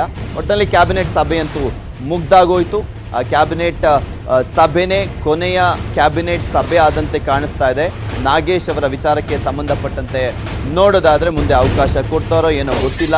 ಆದರೆ ಒಂದು ಆರೋಪ ಬಂತು ಲಂಚದ ವಿಚಾರಕ್ಕೆ ಸಂಬಂಧಪಟ್ಟಂತೆ, ಅದು ಅವರಿಗೆ ಎಫೆಕ್ಟ್ ಆಗಿದೆ. ಅದೇ ಬಹುದೊಡ್ಡ ಹಿನ್ನಡೆಯಾಗಿ ಪರಿಣಮಿಸಿದ್ದು ಅವರಿಗೆ. ಬಂದಿದ್ದಾರೆ, ನಿಮಗೆ ತೋರಿಸ್ತಾ ಇದ್ವಿ ಆ ದೃಶ್ಯಾವಳಿಗಳನ್ನ ಕೂಡ. ಅವರು ಮಾತನಾಡಿದ್ದನ್ನ ಕೂಡ ನೀವು ಗಮನಿಸಿದ್ರೆ ಈ ಸಂದರ್ಭದಲ್ಲಿ ಅವರಿಗೆ ಸ್ವಾಗತವನ್ನ ಕೋರಲಾಯಿತು. ಅದು ಯಡಿಯೂರಪ್ಪನವರ ರಾಜಕೀಯ ಕಾರ್ಯದರ್ಶಿ ಆಗಿರುವಂತಹ ರೇಣುಕಾಚಾರ್ಯ ಅವರು ಭೇಟಿಯನ್ನ ಮಾಡಿ ಆ ಒಂದು ಸಂದರ್ಭದಲ್ಲೂ ಕೂಡ ಲಾಬಿಯನ್ನ ಮಾಡಿದ್ದಾರೆ. ಕೊನೆ ಕ್ಷಣದವರೆಗೂ ಕೂಡ ರೇಣುಕಾಚಾರ್ಯ ಅವರು ಲಾಬಿಯನ್ನ ಮಾಡಿರುವಂಥದ್ದು. ಬೆಳಗ್ಗೆಯಿಂದ ಏರ್ಪೋರ್ಟ್ ನಲ್ಲೇ ಕಾಯ್ತಾ ಇದ್ರು ರೇಣುಕಾಚಾರ್ಯ ಅವರು. ಯಾಕೆಂದ್ರೆ ಇಲ್ಲಿರುವಂತವ್ರ ಕೈಲಿ ನಾನು ಲಾಬಿ ಮಾಡಿದ್ರೆ ಆಗೋದಿಲ್ಲ ಅಂದ್ಬಿಟ್ಟು ಡೈರೆಕ್ಟ್ ಆಗಿ ಅವ್ರು ಅಲ್ಲೇ ಬರ್ತಿದ್ದಾಗೆ ಅಟ್ಯಾಕ್ ಮಾಡ್ಬಿಡೋಣ ಅತ್ಲಾಗೆ ಅಲ್ಲೇ ಕೇಳೋಣ, ಅಲ್ಲೇ ಅವ್ರ ಹತ್ರ ಸಚಿವ ಸ್ಥಾನವನ್ನ ಕೇಳೋಣ ಅಂತ ರೇಣುಕಾಚಾರ್ಯ ಅವರು ನಿರ್ಧಾರ ಮಾಡಿ ಕೆಂಪೇಗೌಡ ಇಂಟರ್ನ್ಯಾಷನಲ್ ಏರ್ಪೋರ್ಟ್ಗೆ ಹೋಗಿದ್ರು. ರೇಣುಕಾಚಾರ್ಯ ಅವರು ತಮ್ಮನ್ನ ಸಚಿವ ಸ್ಥಾನಕ್ಕೆ ಪರಿಗಣಿಸುವಂತೆ ಮನವಿಯನ್ನ ಮಾಡಿಕೊಂಡಿದ್ದಾರೆ. ಅಲ್ಲೇ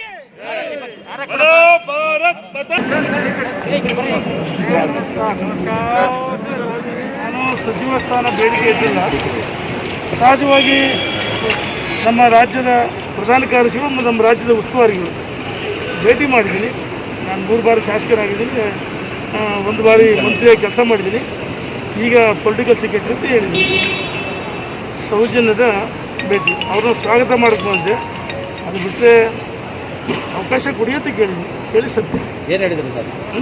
ಏನು ಹೇಳಿದ್ದಾರೆ? ಮಾತಾಡೋಣ, ಚರ್ಚೆ ಮಾಡೋಣ ಅಂತ ಹೇಳಿ. ಉಸ್ತುವಾರಿಗಳು ಯಾವ ರೀತಿಯಾದಂಥ ಪ್ರತಿಕ್ರಿಯೆ ಕೊಟ್ಟಿದ್ದಾರೆ ಸರ್?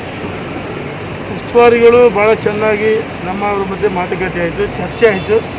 ಭಾಳ ಪ್ರೀತಿಯಿಂದ ನನ್ನ ಹೆಗಲ ಮೇಲೆ ಕೈ ಹಾಕಿ ಮಾತಾಡೋಣ, ಚರ್ಚೆ ಮಾಡೋಣ, ಭೇಟಿ ಹೋಗೋಣ ಅಂತ ಹೇಳಿದ್ರು. ಭರವಸೆ ಇದೆಯಾ ಸರ್ ಕೊಡ್ತಾರೆ ಅಂತ? ಭರವಸೆ ಇದೆಯಾ? ಈಗ ದೊಡ್ಡವರು ಯಾವ ರೀತಿ ಭರವಸೆ ಕೊಡ್ತಾರೆ ಕೇಳೋದು ನನ್ನ.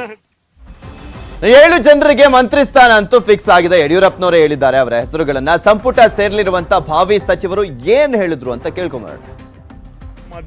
ನಮ್ಮ ರಾಜ್ಯದ ಮುಖ್ಯಮಂತ್ರಿಗಳ ಕರೆಯ ಮೇರೆಗೆ ಬೆಂಗಳೂರು ಬಂದಿದ್ವಿ ಮತ್ತು ಮಾಧ್ಯಮಗಳಲ್ಲಿ, ನಿಮ್ಮೆಲ್ಲ ಮಾಧ್ಯಮಗಳಲ್ಲಿ ನಮ್ಮ ಹೆಸರುಗಳು ಓಡ್ತಾ ಇವೆ. ಒಟ್ಟಿನ ಮೇಲೆ 4 ಗಂಟೆಗೆ ಮಂತ್ರಿಯಾಗಿ ಪ್ರಮಾಣ ವಚನ ಸ್ವೀಕಾರ ಮಾಡ್ತಾ ಇದ್ವಿ.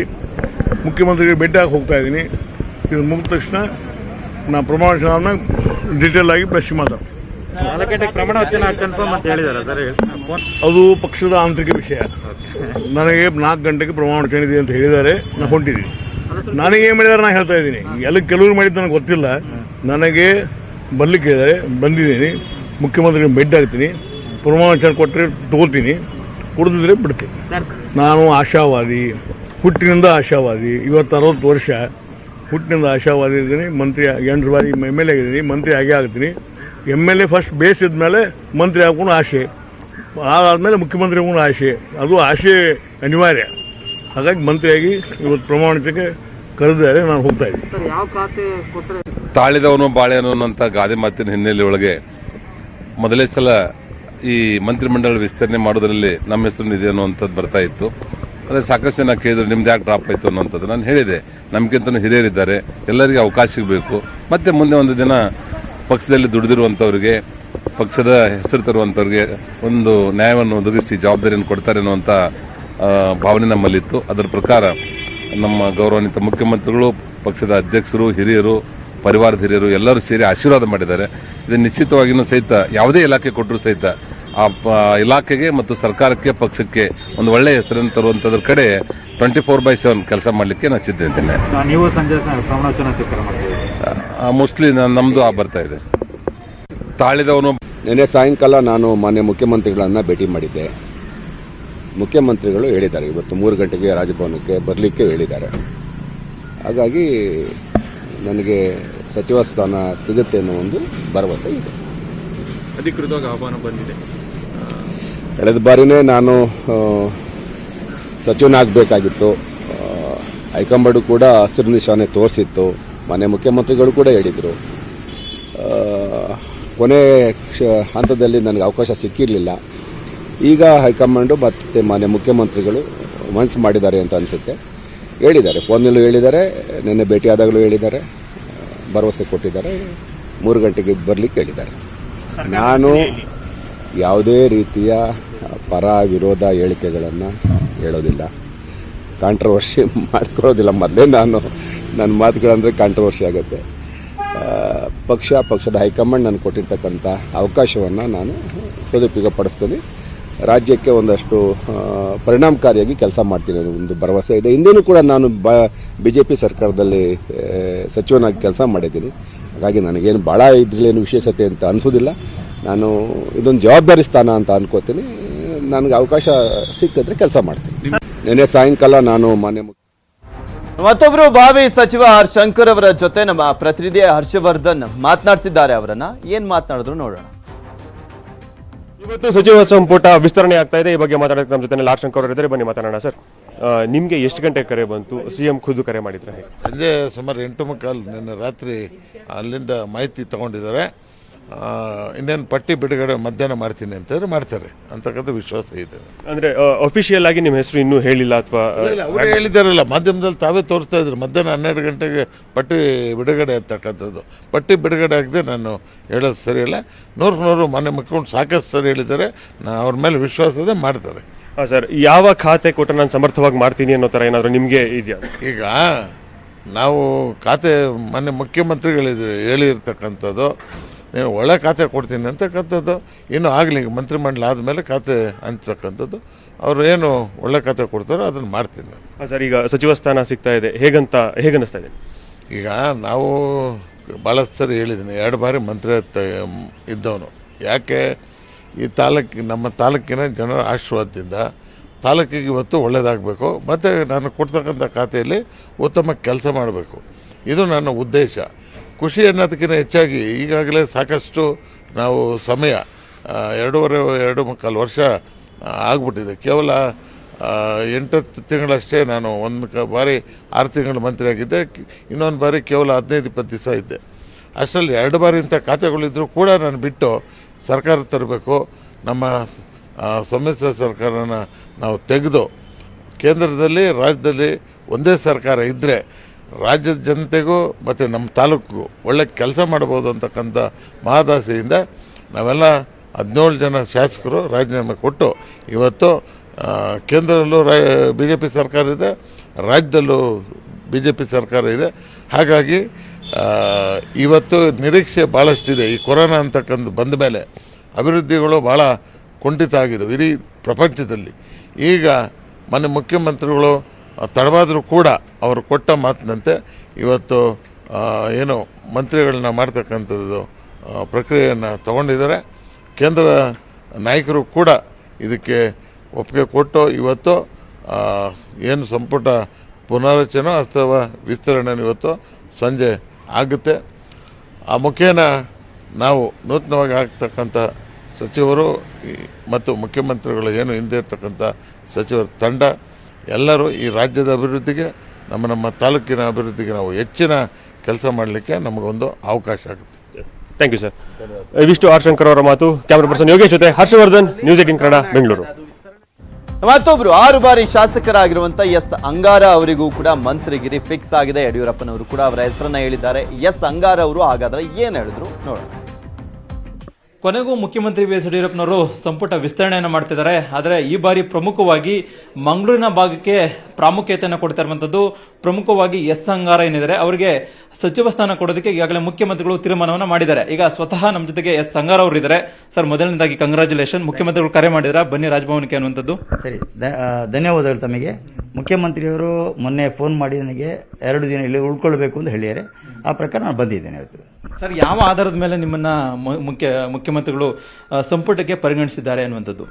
ಅಲ್ಲ, ನಾನು ಯಾವ ಆಧಾರದಲ್ಲಿ ಅವರು ಸಂಪುಟದಲ್ಲಿ ಪರಿಗಣನೆ ಮಾಡಿದ್ರೆ ಹೇಳಲಿಕ್ಕೆ ಆಗೋದಿಲ್ಲ. ಇವತ್ತು ನನ್ನ ಕ್ಷೇತ್ರದಲ್ಲಿ ನಾನು ಕಳೆದ 6 ಅವಧಿಯಲ್ಲಿ ಮಾಡಿರ್ತಕ್ಕಂಥ ಕೆಲಸಗಳಿರ್ಬೋದು, ವೈಯಕ್ತಿಕವಾಗಿ ನಾನು ನಡ್ಕೊಂಡಂಥ ನಡತೆಗಳಿರ್ಬೋದು, ಎರಡನೇದಾಗಿ ನಾವು ಪಕ್ಷದಲ್ಲಿ ಪ್ರಾಮಾಣಿಕವಾಗಿ ನಮ್ಮ ವಿಚಾರಗಳಿಗೆ ಬದ್ಧರಾಗಿ ಕೆಲಸ ಮಾಡಿದಿರ್ಬೋದು, ಇದರಲ್ಲಿ ಎಲ್ಲದರಲ್ಲೂ ಕೂಡ ಪರಿಗಣನೆ ಮಾಡಿಕೊಂಡು ಅವರು ಆಯ್ಕೆ ಮಾಡಿರ್ಬೋದು. ಈ ರೀತಿಯ ಸ್ಥಾನವನ್ನು ಕೊಡಬೇಕಾದ್ರೆ ಪಾರ್ಟಿಯು ಕೂಡ ಆ ರೀತಿಯ ಗಮನವನ್ನು ಹರಿಸಿದೆ. ಎರಡನೇದಾಗಿ ಮಾನ್ಯ ಮುಖ್ಯಮಂತ್ರಿಯವರು ಕೂಡ ಆ ರೀತಿಯ ಗಮನ ಹರಿಸಿ ಕೊಟ್ಟಿರುವಂಥ ಪಾರ್ಟಿ ಮತ್ತು ಸಂಘಟನೆ ಒಟ್ಟು ಗಮನ ಹರಿಸಿ ಕೊಟ್ಟಿರುವಂಥದ್ದು. ಈಗಾಗಲೇ ಯಾವ್ದಾದ್ರು ಖಾತೆ ಕೇಳಿದ್ದಾರೆ ಸರ್, ಇಂಥದ್ದೇ ಖಾತೆ ಬೇಕು ಅನ್ನುವಂಥದ್ದು ಮುಖ್ಯಮಂತ್ರಿಗಳ ಜೊತೆ ಚರ್ಚೆ ಮಾಡಿದಿರಾ ಅಂತ? ಇಲ್ಲ, ನಾನು ಯಾವುದೇ ಖಾತೆಯನ್ನು ಕೇಳಲಿಲ್ಲ. ಈಗ ಯಾವುದೇ ಖಾತೆ ಕೊಟ್ಟರು ಯಾವ ರೀತಿ ನಿಭಾಯಿಸ್ತೀರಿ, ಮತ್ತೆ ಜನರಿಗೆ ಏನು ಮೆಸೇಜ್ ಕೊಡ್ತೀರಿ ನಿಮ್ಮ ಜಿಲ್ಲೆಯ ಜನತೆಗೆ ಅಂತ? ಇವತ್ತು ಯಾವುದೇ ಖಾತೆಯನ್ನು ಕೊಡಲಿ, ಆ ಎಲ್ಲ ಖಾತೆಯನ್ನು ಕೂಡ ಸಮರ್ಥವಾಗಿ ನಿರ್ವಹಿಸ್ತಾರೆ ಅಂತಕ್ಕಂಥ ವಿಶ್ವಾಸ ನನಗಿದೆ. ಇಡೀ ಜಿಲ್ಲೆಯ ಜನಗಳಿಗೆ ನನಗೆ ಕ್ಷೇತ್ರದಲ್ಲಿ ಅವಕಾಶವನ್ನು 6 ಬಾರಿ ಮಾಡಿಕೊಟ್ಟಿದ್ದಾರೆ. ಆಗ ಕ್ಷೇತ್ರದ ಜನತೆಗಳ ವಿಶ್ವಾಸ ಏನಿದೆಯಾ, ನಂಬಿಕೆ ಏನಿದೆಯಾ, ಅದನ್ನು ಉಳಿಸುವಂಥ ಕೆಲಸವನ್ನು ನಾನು ಪ್ರಾಮಾಣಿಕವಾಗಿ ಮಾಡಿದ್ದೇನೆ. ಅದೇ ರೀತಿಯಲ್ಲಿ ಜಿಲ್ಲೆಯ ಜನತೆಗಳಿಗೆ ಕೂಡ ಇವತ್ತು ನಮ್ಮ ಪಾರ್ಟಿಯ ಮೇಲೆ, ನಮ್ಮ ಮೇಲೆ ಇಟ್ಟಿರ್ತಕ್ಕಂಥ ಪ್ರೀತಿ ವಿಶ್ವಾಸ ಇದೆ. ಅದಕ್ಕೆ ಯಾವುದೇ ರೀತಿಯ ಚ್ಯುತಿ ಬರದಂತೆಯಲ್ಲಿ ನಡ್ಕೊಂಡು ನಾವು ಕೆಲಸವನ್ನು ಮಾಡ್ತೇವೆ. ಇದಿಷ್ಟು ಎಸ್ ಅಂಗಾರ್ ಅವರ ಮಾತಾಗಿದೆ. ಪ್ರಮುಖವಾಗಿ ಇವತ್ತು ಮುಖ್ಯಮಂತ್ರಿಗಳು ನನ್ನ ಸಂಪುಟಕ್ಕೆ ಸೇರ್ಪಡೆ ಮಾಡ್ಕೊಳ್ತಾ ಇರುವಂತದ್ದು ಬಹಳ ಖುಷಿ ವಿಚಾರ. ಮತ್ತೆ ಅಭಿವೃದ್ಧಿ, ಮಂಗಳೂರಿನ ಜಿಲ್ಲಾ ಅಭಿವೃದ್ಧಿಗೂ ಕೂಡ ನಾನು ಶ್ರಮಿಸ್ತೇನೆ, ಯಾವುದೇ ಖಾತೆ ಕೊಟ್ಟರು ಕೂಡ ನಿಭಾಯಿಸ್ತೇನೆ ಅನ್ನೋ ಮಾತನ್ನ ಹೇಳ್ತಾ ಇರುವಂತದ್ದು. ಕ್ಯಾಮರಾ ಪರ್ಸನ್ ಯೋಗೇಶ್ ಜೊತೆಗೆ ಕೃಷ್ಣ ಜೀವಿ, ನ್ಯೂಸ್ 18 ಕನ್ನಡ, ಬೆಂಗಳೂರು. ಮತ್ತೊಬ್ಬರು ಭಾವಿ ಸಚಿವ MTB ನಾಗರಾಜ್ ಅವರು ಕೂಡ ಪ್ರತಿಕ್ರಿಯೆಯನ್ನು ಕೊಟ್ಟಿದ್ದಾರೆ. ಅವ್ರೇನ್ ಮಾತನಾಡಿದ್ರು ನೋಡೋಣ. ಯಾರ್ಯಾರು ಸಂಭಾವನೆಯ ಪಟ್ಟಿಯಲ್ಲಿರತಕ್ಕಂಥ ಸಚಿವರನ್ನು ಈಗಾಗಲೇ ಮೀಡಿಯಾಗಳ ಮೂಲಕ ನಾವು ನೋಡಿದ್ದೇವೆ. ಆ ಪಟ್ಟಿಯಲ್ಲಿ ನಮ್ಮದು ಇದೆ, ನಮ್ಮದು ಆಗ್ತದೆ ಅನ್ನೋ ನಿರೀಕ್ಷೆಯಲ್ಲಿ ನಾವು ಇದ್ದೇವೆ. ನಮಗೆ ಕಾಲ ಬಂದಿದೆ, ಸಾಯಂಕಾಲ 4 ಗಂಟೆಗೆ ಸಚಿವ ಸಂಪುಟ ವಿಸ್ತರಣೆ ಬಗ್ಗೆ ಸಮಾರಂಭಕ್ಕೆ ಬರಬೇಕು ಅಂತೇಳಿ ಹೇಳಿದ್ದಾರೆ. ಆಲ್ರೆಡಿ ಬಂದಿದೆ. 4 ಗಂಟೆಗೆ ಆ ಸಮಾರಂಭಕ್ಕೆ ಬರಲಿಕ್ಕೆ ಕೂಡ ಆಹ್ವಾನವನ್ನು ಕೊಟ್ಟಿದ್ದಾರೆ. ಬರ್ತೀವಿ, ಸಚಿವರಾಗಿ ಮಾಡಬೇಕು ಅನ್ನೋ ವಿಚಾರ ಭಾಳ ಸಾರಿ ಹೈಕಮಾಂಡ್ ವರಿಷ್ಠರಲ್ಲಿ ಮತ್ತು ನಮ್ಮ ನಾಯಕರಾದಂಥ ಯಡಿಯೂರಪ್ಪನವರು ಕೂಡ ಭಾಳಷ್ಟು ಚರ್ಚೆ ಮಾಡಿದ್ದಾರೆ. ನಾನು ಯಾವುದೇ ಖಾತೆಯೂ ನಿರೀಕ್ಷೆ ಮಾಡಿಲ್ಲ. ಅವರು ಯಾವುದೇ ಖಾತೆ ಕೊಟ್ಟರು ಕೂಡ ಆ ಖಾತೆಯನ್ನು ನಾನು ಸಮರ್ಥವಾಗಿ ನಿಭಾಯಿಸುವಂಥ ಕೆಲಸ ನಾವು ಮಾಡ್ತೇವೆ. ಸಾರ್ವಜನಿಕರ ಸೇವೆ ಮಾಡಬೇಕು ಅನ್ನೋ ಆಸೆಯಿಂದ ನಾನು ರಾಜಕೀಯಕ್ಕೆ ಬಂದವನು. ಇನ್ಯಾವುದೇ ಆಸೆ ಅಪೇಕ್ಷೆಗಳಿಗೋಸ್ಕರವಾಗಿ ನಾನು ರಾಜಕಾರಣಕ್ಕೆ ಬಂದವನಲ್ಲ. ಮಾನ್ಯ ಮುಖ್ಯಮಂತ್ರಿಗಳು ಈಡೇರಿಸಿದ್ದಾರೆ. ನಾನು ರಾಷ್ಟ್ರೀಯ ವರಿಷ್ಠರಿಗೂ ರಾಜ್ಯದ ವರಿಷ್ಠರಿಗೂ ಎಲ್ಲರಿಗೂ ಕೂಡ ನಾನು ಈ ಸಂದರ್ಭದಲ್ಲಿ ಅಭಿನಂದನೆ ಹೇಳಲಿಕ್ಕೆ ಬಯಸ್ತೇನೆ.